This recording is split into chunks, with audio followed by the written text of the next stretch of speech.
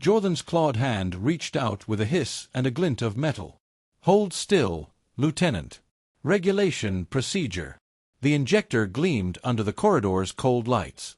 Arden didn't move. Not at first. Her blood was still running hot from the surface op, dust, sweat, gunpowder. A clean hit, mission success, and then this. Another jab. Another chemical leash. She didn't blink. Just watched the syringe rise. "I said no," she growled. Jordan's crest twitched, his version of a smile. "Stabilizers required. You've been flagged erratic. Emotional overactivity." The words were mechanical, like he'd memorized them from a manual. Arden's eyes narrowed. "I'm not sedated property. Back off." He moved faster than she expected, but not faster than she'd trained for. She caught his wrist mid-thrust, twisted. The injector hit the floor. Jordan snarled, flexed his muscles, his handler implants boosting his strength, but Arden shifted her weight, slammed her elbow into his jaw with brutal efficiency. Crunch. The alien collapsed, spitting violet blood across the metallic floor. His head struck the wall with a sharp crack. One of his 4 arms twitched. The others were limp. Silence rippled down the corridor. Marines, 4 of them, all human, stood frozen near the bulkhead. None stepped forward. None intervened. Their eyes tracked Arden like prey watching a predator they secretly admired. She straightened slowly, breathing hard. "Arden Rytha," Jordan coughed. "That's an act of aggression against an authorized handler. You'll be." She kicked the injector across the floor, where it shattered against the wall. "Don't finish that sentence." Above them, the red strobe lights kicked in. Security breach. Section 9. Human combatant non-compliant. Detain or terminate. The automated voice echoed without emotion. Arden turned. The other Marines shifted, uncertain. "You didn't see anything," she said flatly. "And if you did, it was self-defense." No one answered. Then she ran. Her boots pounded metal. Alarms chased her through the halls like vultures. Elevators locked out, cameras activated. Drones buzzed overhead. She ducked left, down into sublevel D, the tech maintenance spine, where the AI rarely tracked movement unless something caught fire. 3 decks below, she slid into a narrow corridor lined with pipe conduits and thermal relays. The air was thick, humid. Sweat stuck her collar to her neck. Her pulse thundered in her ears. She paused behind a bulkhead. Listened. Nothing. Her hand trembled, not from fear, but rage. She flexed it into a fist. Let it settle. The bastard tried to drug her again.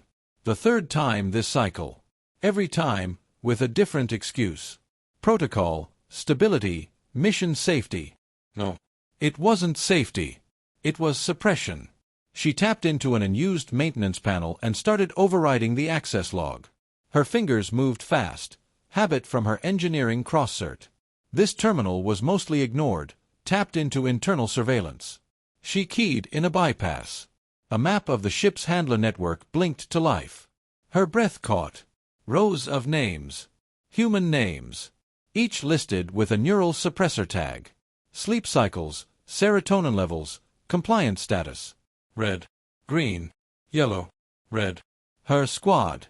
Her friends. Arden scrolled faster. 1 by 1. All tagged. All managed like livestock. Some were on full regulation doses, stripped of emotion, muted like ghosts. Others had been chemically reprimanded for minor offenses. Backtalk, hesitation, an offhand joke. Her throat went dry. This wasn't behavioral management. This was control. "You sons of bitches," she muttered. A flicker on the side panel caught her attention. Internal comms replay, a briefing from 2 weeks ago. Viraktan's voice. "The captain. Human compliance rates remain statistically unstable. I recommend reinforcing handler command authority. Emotional inhibitors show promise in curbing self-directed violence. We must neutralize willpower before it becomes ideology." Neutralize willpower. Her hand clenched again, tighter this time. Fingernails dug into her palm. A hiss of pressure behind her. Arden spun, baton in hand, ready to strike. But it wasn't a drone. It was Trill Vesson. Thin, sharp-eyed, part human, part Kalari. Gray skin shimmered faintly under the low lights. "I thought you'd come down here," he said, voice calm, chin tilted. Only a lunatic would hit a handler and run into the ship's spine. Arden didn't lower the baton. "What do you want?" Trill shrugged. "I want to not get spaced when this all goes sideways." She stared at him. "You knew." "I suspected. I've seen the dosing logs. The ones they hide under medical records. Your file's been flagged for reinforcement since the last mission cycle. And you did nothing." "I'm not a soldier," he said flatly. "I'm a systems tech with no power. Until now." Silence settled between them. Then Arden spoke. "I'm going to burn this program out from the core. Ship AI. Handler network. Captain, if I have to." Trill's expression didn't change. "I believe you." He stepped forward, pulled a data shard from his jacket, and handed it over. "This is a portside system bypass. Hooks into the AI relay from the lower power grid.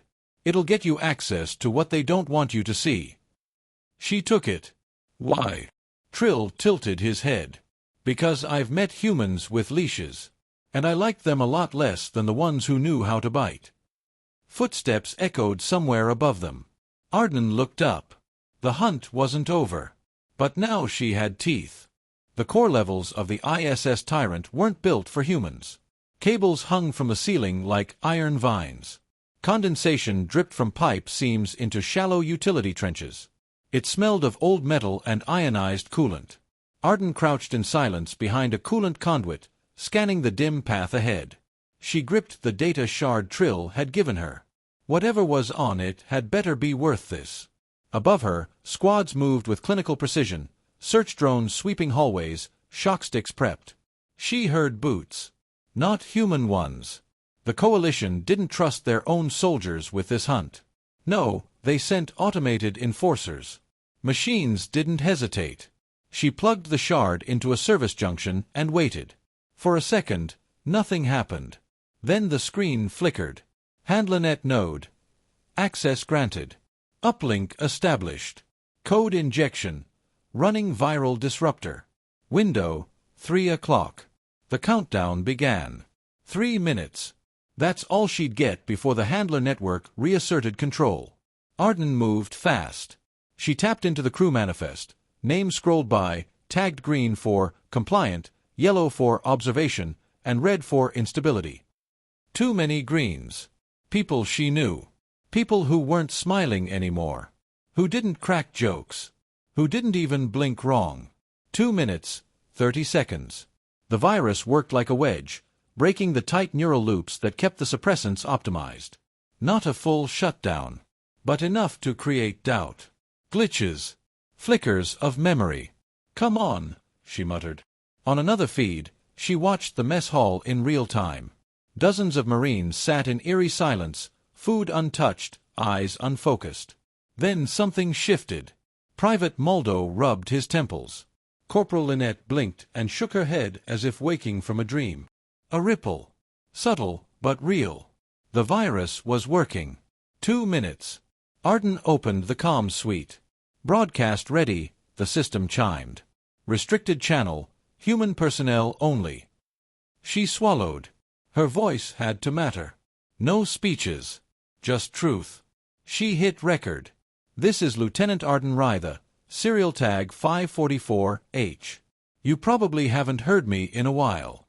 That's because they've muted us. Not with duct tape, but drugs. Control loops. Orders you didn't get to question. You're not broken. You're not weak. You've been programmed. They said it was protocol. Said it was for stability. That's a lie. I fought back. And I'm still here. If you're hearing this, the signal broke through. You've got maybe 2 minutes before it fades. Use them. Remember who you were before they clipped your will. You're not tools. You're not pets. You're human. That means something. Fight like it." She hit send. The message went out on a whisper, low frequency, off registry. Wouldn't trip the main sensors. But the humans. They'd hear it. Arden yanked the shard free and turned toward the next service corridor. The lights flickered. Something moved. She spun, and barely ducked in time. A shock drone whirred past, talons extended. It hit the wall where her head had been seconds ago. Sparks flew. Arden Dove, rolled, came up with a wrench in hand. The drone turned, fast, smooth. A stinger bar jutted from its abdomen. She didn't hesitate. She slammed the wrench into its optics. The casing cracked. It hissed, whirring backward. Arden grabbed a pipe and pulled. Superheated steam shot out, engulfing the drone's chassis. It fell twitching, half-melted. 1 minute left on the virus. She ran. Trill's hideout wasn't a room. It was a dead section of the ship's cooling matrix. Forgotten, left half-disabled after a reactor refit. He had a chair, 3 monitors, and a stack of band reading cubes. He watched her crawl through the hatch, panting. "You look terrible." "Your drone problem's fixed," she muttered, slumping into a chair. "I didn't send that thing." "Then someone else is eager to see me pacified." Trill didn't smile. He rarely did. "The virus. It worked. Barely. I saw people stir. Glitches. Doubt. Good. That means their lock isn't perfect." He leaned in. "But now the system's going to notice. You just left fingerprints all over the code." Arden nodded. "Then we move faster." He handed her a packet, old school. Paper, printed in microtext. "What's this?" "The AI schematic. I pulled it from pre-coalition archives. There's a hidden relay in the central fusion chamber. From there, you can bypass command authority." "Meaning I could shut down the handler network permanently?" Trill nodded. "Or reroute it. Give control to someone else." "You." She hesitated. "I'm not trying to rule the ship." "Of course not," he said. "But the others will need a voice when they wake up. They'll need direction. Or they'll panic." "Exactly." She looked down at the packet. Then at him. "Why are you helping me?" He paused, considering. "My mother was human. She died in a training accident. The kind that was swept under protocol." He didn't explain more. He didn't need to. Arden stood. "Where's the fusion chamber?" Trill pointed. "Below main deck. Secured behind 3 blast gates. If you trip the wrong circuit, the core will fry your bones before you hit the floor." "I'll try not to die screaming." She turned to go. He called after her. "If you do this, there's no going back." She looked over her shoulder. "There already isn't." Arden stood in front of the first blast gate, sweat cooling on her skin. The dim blue lighting around the fusion chamber flickered erratically. The kind of flicker that told you the ship had defenses even the bridge forgot about. Motion sensors, internal scanners, heat mapping grids, all buried beneath thick alloy and humming plasma conduits. The gate loomed before her like a sealed tomb. She inserted the bypass shard Trill had given her into the override slot. Sparks leapt, but the red indicator blinked once, then turned green. Gate 1. Open. A slow hiss followed as it retracted into the walls. She moved forward, slow and silent. Behind her, boot steps rang from far above. Not human. Not coalition guards either. They were heavier. More precise. Suppressor units. She only had minutes. Inside the corridor, the heat rose with every step. The fusion chamber wasn't just a core, it was the tyrant's beating heart. Coils pulsed with stored energy. Radiation shielding flickered with occasional static. She kept her breathing steady. Second blast door. She keyed the same shard. This time, the gate stalled halfway. From behind, metal hit metal. Closer now. She growled, jammed the blade of her belt tool into the manual release port and twisted. The gate screamed open, slower than she liked. She slipped through just as the corridor behind her lit up red. Motion detection. The suppressors had her position. There would be no going back. Viraktan stood at the bridge's central console, arms folded behind his back. His secondary eyes remained closed as if the display before him was beneath notice. A junior officer approached. "Captain." Unauthorized entry confirmed in the fusion deck. Ryther. He said nothing. The officer hesitated. Orders. Virictan's eyes opened. Seal the chamber. Send 2 suppressors. Non-lethal force, until she touches the core interface. Then terminate. But, Captain, protocol states. She touched a handler. Protocol no longer applies. Arden reached the final door. Thicker than the others. It required a retina scan, a command clearance, and a manual ID override. She had none of those. But she had Trill-S shard. And she had a plasma cutter.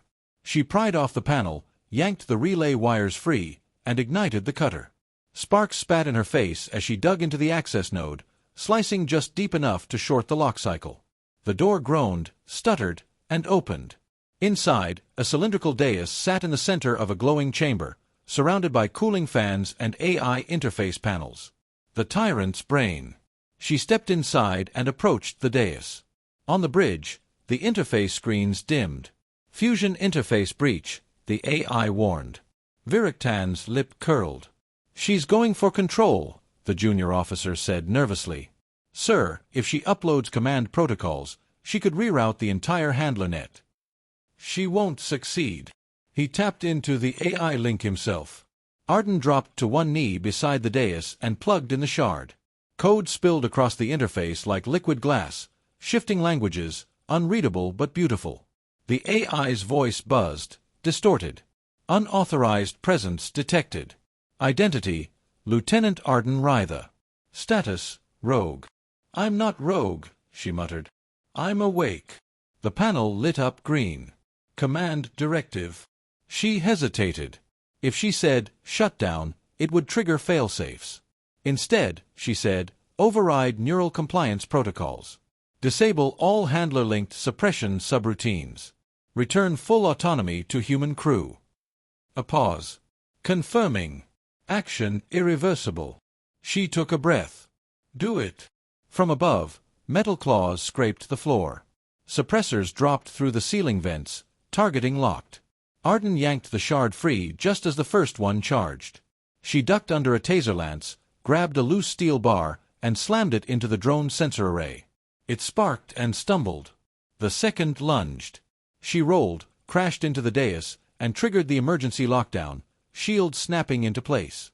The AI continued its operation, sealed behind the safety field. Arden stood, out of breath, face bruised. The suppressors reoriented. She didn't back down. The bridge lights flickered. Screens across the command deck pulsed blue. One by one, handler connection logs went dark. The names lost their tags. Human crew across the ship jolted, eyes clearing, voices returning. A junior officer stared at the feed. Sir, the network's down. Virictan didn't speak. She did it. Still silence. The captain's jaw tensed. He turned toward the comm unit. The chamber door slammed shut. Lockdown complete. The AI's voice rang through the chamber. Directive complete. Neural compliance protocols disabled. Human personnel restored to unregulated status. Arden dropped to the floor, breathing hard. The suppressors lay smoking at her feet. She lay on her back, staring at the blue-lit ceiling. For the first time in months, maybe years, the hum of the ship didn't sound oppressive. It sounded alive. Trill watched the status feeds blink green one by one. He sat in his hidden chamber, still bleeding from a cut above his eye, grinning despite himself. She pulled it off, he muttered. Mad woman. He patched into the private comms. Arden, you alive? She coughed once, then replied, Barely. But I've got the tyrant's leash in my hand. You'll want to get to the bridge. Virictan won't sit quiet now. I'm counting on it. Virictan stood alone now. The officers had backed away. A few human marines nearby blinked, looked at each other, confused, disoriented, angry. He glanced toward the main chair. Empty. The throne was his. Until now. He snarled. Send her a message. Tell her if she walks onto this bridge, she will be executed. A nearby officer, human, didn't move. Did you hear me? I heard you, the Marine said. But you're not in charge of us anymore. Virictan's nostrils flared. Below, in the fusion chamber, Arden stood up. She looked at the locked door, flexed her knuckles, and whispered, "Time to finish it." The mag lift hissed open. Arden stepped out into the corridor leading to the command deck, boots echoing with slow, heavy certainty. Behind her, a few disoriented crew members, once subdued by handler control, watched in stunned silence. They saw her bruised, armor scorched, but upright. No one stopped her. No one dared. The override she'd injected into the tyrant's neural hub had cracked the grip of Virictan's system-wide suppression net. The fog had lifted. People remembered their names, their fears, their rage. Now she had to give them something else. Hope. The bridge doors were sealed. Of course they were. Arden stepped forward, keyed the emergency access panel. Denied. She didn't blink. Instead, she drew a slim black cylinder from her utility belt, military-issue thermite breacher. One of the last in her kit. She placed it along the central seam, pressed the activation plate, and stepped back. "Bridge control," she said calmly, voice clear. "This is Lieutenant Arden Rytha. I'm coming in." No answer. She lit the charge. White fire roared down the seam. 10 seconds later, the doors melted inward. Virictan was waiting. He stood at the center of the command deck, flanked by 2 loyal Xarati guards, hulking things with blade helms and steel-woven cloaks. The rest of the bridge crew stood frozen, humans, some aliens, none making a move. Virictan's second set of eyes opened as Arden entered. "So," he said softly, "you survived." "I did more than survive," she replied. "I broke your system." He gestured to the guards. "She is a traitor. Kill her." One of the guards took a step forward. That's when Trill arrived. The engineer came through the blast door at the rear service hatch, a plasma cutter still clutched in one hand. His jacket was torn, face smeared with coolant and blood, but he grinned like he'd just won the lottery. "Really bad time for heroics, isn't it?" he called. Arden didn't look away from Virictan. "Thought you'd be halfway to the shuttle decks. And miss this drama? Not a chance." The guard turned, uncertain. 1 second's hesitation. That was all she needed. Arden lunged. She struck first, low and fast, driving a shock baton into the thigh of the nearest Xarati. The creature roared, swiping with an armored arm, but she ducked beneath it and slammed an elbow into its throat joint. The second guard charged. Trill met it with a blinding arc of the plasma cutter. Screams, smoke, chaos. The command deck erupted. Virictan didn't flinch. He stepped back toward the captain's chair, inputting a manual code into the side panel. A small case opened beside the console, revealing a weapon that wasn't standard issue. A long, bone-handled dagger. Ancient. Ceremonial. Illegal. He drew it. The blade shimmered black-violet in the command lights. "You think this ship belongs to you now?" he asked, voice quiet. Arden didn't answer. She was already moving. Trill held off the second guard, dancing back with quick steps, cutting high and low, keeping the brute unbalanced. The first was down, unconscious or dead, she didn't care. Arden charged the captain. Virictan slashed with unnatural speed, his species bred for precision violence. She twisted aside, the blade grazing her armor, then caught his wrist and drove her knee into his ribs. He grunted, more annoyed than hurt. "Human reflex," he said. "Predictable." She headbutted him. That surprised him. They crashed against the captain's console. Sparks burst from the screen. Virictan lashed out again, this time cutting a line across her shoulder. Pain lanced down her arm. Still, she didn't back off. She grabbed the console edge, used it as leverage, swung up and kicked him square in the chest. He staggered, crashed into the throne he coveted so much. Arden followed. Across the bridge, Trill knocked out the second guard with a final surge of plasma across the helm. The brute collapsed in a heap, unconscious and sizzling. He turned to see Arden straddling Virictan's chest, fists raining down on the captain's face. Blood sprayed with each hit. Crew members began to move, humans rising, reclaiming control of terminals, watching the tide shift in real time. Virictan caught her wrist mid-strike. Blood poured from his mouth. You think this makes you more than an animal? He hissed. You think freedom makes you human again? She leaned close, her voice ice. No. But it makes me not yours. She tore free, drove the shock baton into his side, and held it there until he stopped moving. The bridge fell silent. She stood slowly. Trill approached, panting. Is he alive? She said. Barely. Damn. She turned toward the crew. Some stared. Some saluted. None opposed. She stepped toward the command console, wiped blood from the surface, and activated the ship-wide comm. This is Lieutenant Arden Rytha, she said, voice steady. All suppression protocols have been deactivated. You are no longer under handler control. Virictan is no longer in command. Neither are his enforcers. If you're human, or anyone who stood by us, report to Central. We'll reassign command posts and establish a new operating structure. She paused. If you were part of the suppression protocols, handlers, neural enforcers, or collaborators, you are relieved of duty. You will be detained, but treated fairly.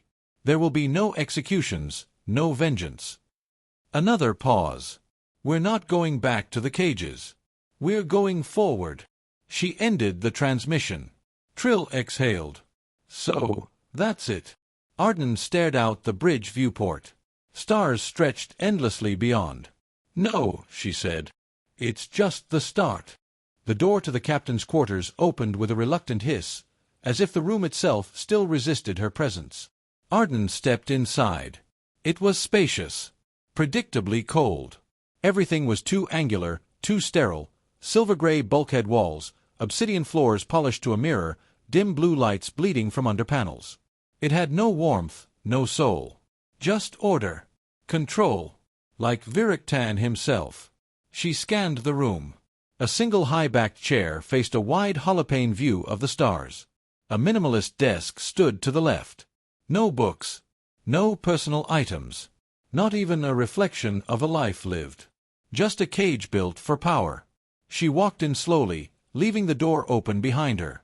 They said you were coming here, Trill's voice echoed from the hall. I did say I was taking his quarters. Trill leaned against the doorway, arms crossed, a half-smile tugging his face. His jumpsuit was stained with grime and plasma soot, but he looked more alive than ever. Just didn't think you'd actually, move in. I'm not moving in, she said flatly. I'm replacing what he represented. Trill stepped inside. Power. No, she replied, walking toward the chair. Command. Without the leash. She sat. It felt wrong at first. The chair wasn't made for her. It was molded to someone else's shape, someone larger, colder, with no need for comfort. But she didn't move. She stared out the viewport as the stars drifted silently in the dark. So what now? He asked. We reset the navigation matrix, she said. Rechart our course. Move beyond the dead zone fringe. And after that, we stop running. We start choosing. Trill rubbed the back of his neck. You really think they'll follow you? I think they're tired of being afraid, she said. I don't need their loyalty. Just their willingness to try. A moment passed between them, heavy and uncertain. Trill finally exhaled. He didn't sleep in this room. She turned her head slightly. What? Virictan. Didn't rest here. Didn't eat here. He worked. Stared at stars. Issued commands like he was already a god. But he always slept in the subdeck quarters. Kept his neural node nearby. Arden frowned. Why would he keep a private node off-bridge? Paranoia, Trill said. Maybe shame. She stood again. Or secrets. They descended through access hatches that bypassed the now-defunct surveillance rings. The subdeck quarters were darker, smaller, lined with personal hardware, drawers sealed with biometric locks. Trill connected a bypass lead to the primary door while Arden watched the corridor.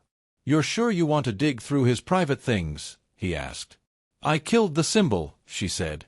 Now I want to know the man. With a faint whine, the lock disengaged. The door creaked open. The room was almost unrecognizable compared to the cold elegance above. This place, This place was alive. Dozens of holoscreens lined the wall, some showing surveillance feeds, others frozen images of Earth cities. Human cities. Pre-war. A small worn photo was pinned to the wall with a crude magnet, an old Earth family in front of a ruined building, smiling despite it all. One of the children looked human. The others didn't. Arden stepped closer. He was part of integration units, she muttered. Before the suppression acts. Trill tapped into one of the terminals. Logs go back over 30 years. Notes on assimilation experiments. Cognitive suppression trials. Genetic compatibility failures. She felt something cold gather in her chest. They tried to breed us down, she whispered. Not destroy us, convert us. Trill stared at a screen. Looks like he didn't succeed. No, she said. But he documented everything. And no one stopped him. They stood in silence for several minutes, absorbing the quiet horror stitched into every line of code, every image, every note. Then Arden spoke.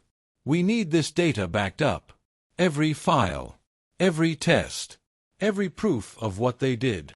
Trill nodded slowly. What are you going to do with it? Release it, she said. Broadcast it to every ship, every colony, every occupied sector. I want them to see. To remember. His expression hardened. You'll paint a target on yourself. She didn't hesitate. Good. Back on the bridge, the new crew had begun to gather. No ranks yet. No uniforms. Just people who had refused to kneel. Arden stood before them, no longer wearing the neural collar she'd smashed to pieces hours ago. She wore a simple jacket now, burnt, torn, but hers.